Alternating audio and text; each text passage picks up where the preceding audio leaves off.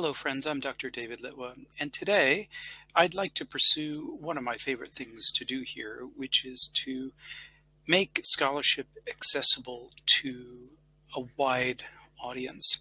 So, when I come across an important article that would be of interest to a wide community of readers, I like to present those results and make them available in video format. And this is exactly what I'm doing here.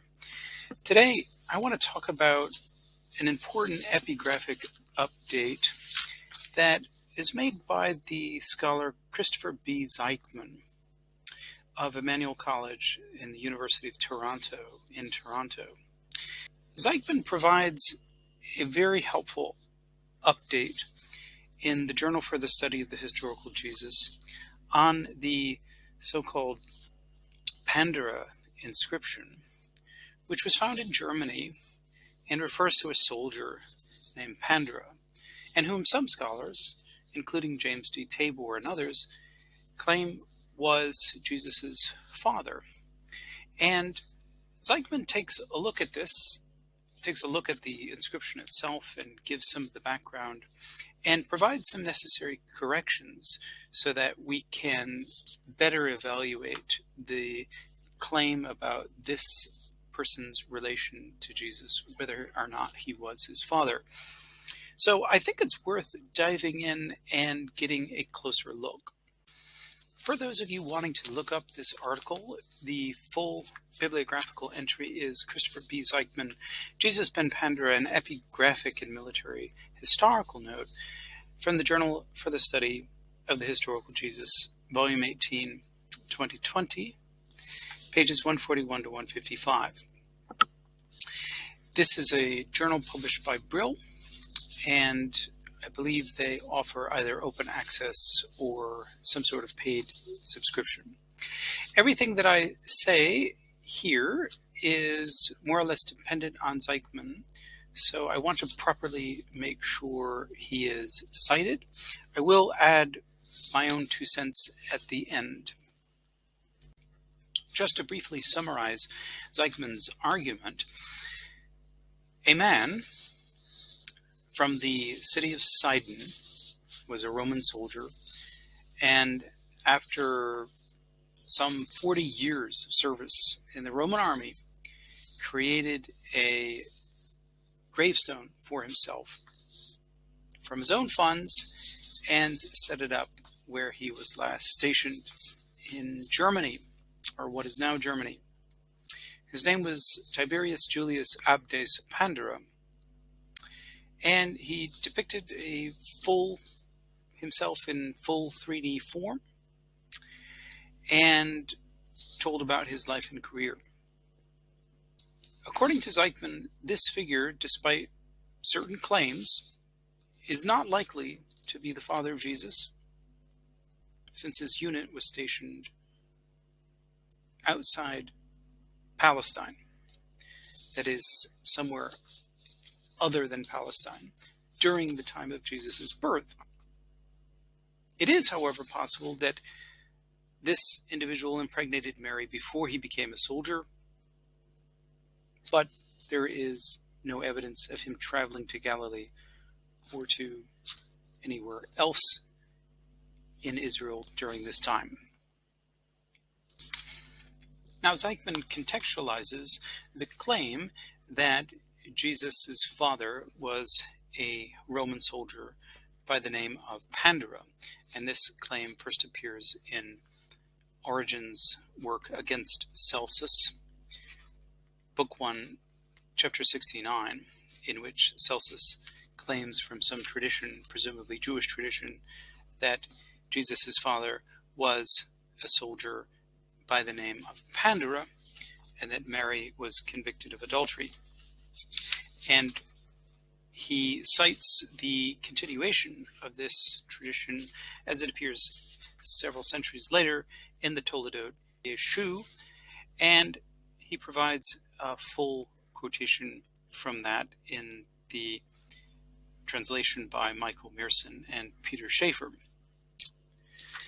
He provides a picture of the statue itself, which I present here as well, and of the inscription. And it's worth taking a closer look at what this inscription actually says. In the Latin text, we read, Tiberius Iulius abdes Pandera Sidonia anorum, here LX11 stipendiorum XXXX miles ex signifer cohorte uno, or the Roman numeral 1, Sagittariorum hic situs est. And this can be translated as, here lies Tiberius Julius abdes Pandera from Sidon, aged 62 years, served 40 years, former standard bearer of the first cohort of archers. And from this little resume or curriculum vitae, we can tell some important facts about this figure. He lived a fairly long life.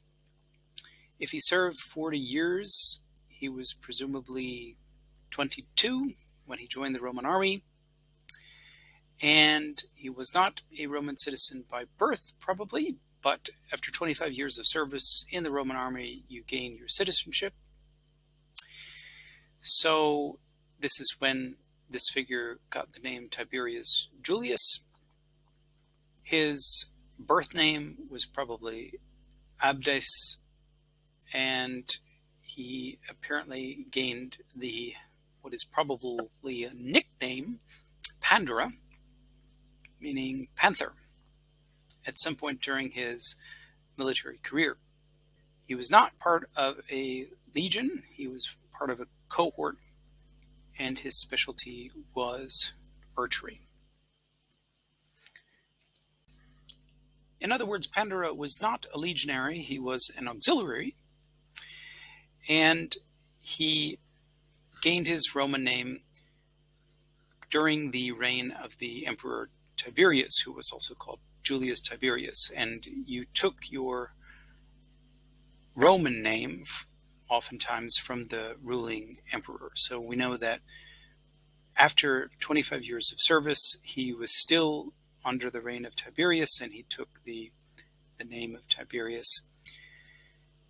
Now, one of the most important advances that Zeichmann provides is he shows that it is baseless to claim, as has been claimed, that this Panthera's cohort was stationed in Palestine until the year 6 of the Common Era.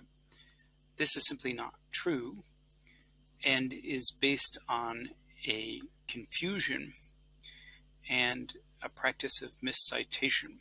And I invite all of you to read the article to understand that. But the important thing is that there's no evidence that this individual was in Palestine around the time of Jesus' birth, which would have been 4 BCE. And if a cohort was stationed there, it would have been unusual, because during this time, Herod the Great or his successors would have had their own army units and wouldn't have called in a Roman cohort unless they needed it.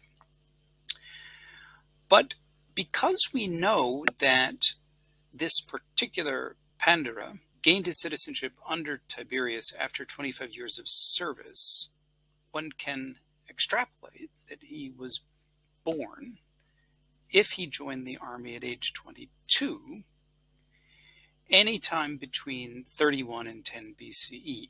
But the important part here is that 31 to 10 BCE, if he's born in 10, he's too young to father Jesus.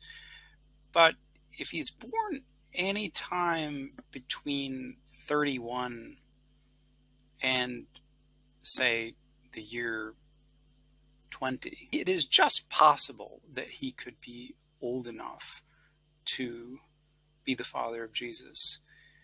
And that's just a possibility, not a fact. And that's important to remember. Now, from this data, Zeichmann concludes that Pandera could not have impregnated Mary as a soldier, since when he was a soldier, age 22 and above, he was stationed elsewhere. We don't know exactly elsewhere, but probably somewhere in Germany, very, very far away. But Pandera possibly reached maturity around the time that Jesus was conceived, which again would be around 5 BCE. This is only possible, considering that we need him to be born closer to around the year, say 25 BCE, for that to be just right. He could have been Jewish, since his agnomen abdes, Eved in biblical Hebrew, meaning servant, might indicate some kind of Jewish heritage, because Jews did take up this name, but there's nothing strikingly Jewish about this character. Perhaps he had a Jewish heritage. We really don't know. What we do know is that where he was born, Sidon, on the Phoenician coast in modern Lebanon, is not far from Galilee. It's about a full day's journey. And given what we know about travel, it's possible for a young man between the ages of 18 and 22 to have gone from Sidon to Galilee on some order of business. But we have no reason to believe, or I should say no evidence, that he was definitely in Galilee, in Nazareth specifically, and that is only a sort of wild guess, as it were.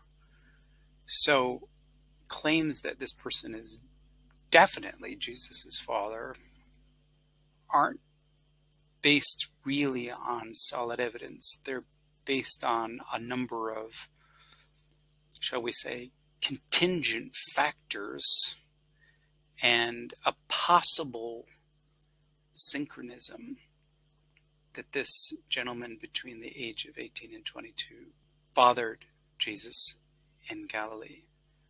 Possible, but I wouldn't say probable or even plausible. So when we're dealing with historical evidence, we need something more to push us over the edge if we're going to make bold claims about Jesus's father. And Zeichmann says in his conclusion that, of course, it could have been some other person called Pandera who fathered Jesus. Or this is a red herring, and the Pandera tradition is a 2nd century slur against the Gospels based on events in the 2nd century. Because, again, we only hear of the tradition at its earliest from Celsus, who's writing in the late 170s. So, in sum, there is nothing really certain here. And it's important to use critical reason and to understand all the facts and data when we're evaluating what actually happened in the past, what is probable and plausible, and what is merely possible based on speculation. And that, I think, is the real contribution of Zeichmann's article. And that is my summary of this wonderful article by Christopher B. Zeichmann, Jesus ben Pandera, an epigraphic and military historical note. I recommend it to everybody as it's very important for current debates, not only about the historical Jesus, but about ancient polemics and what could and could not have happened in the ancient world, and what did and maybe probably happened. These are all factors important for everyone to understand. And I want to thank everybody for coming and watching this short video. And I want to invite you, if you enjoyed this video, to write a comment or hit the like button.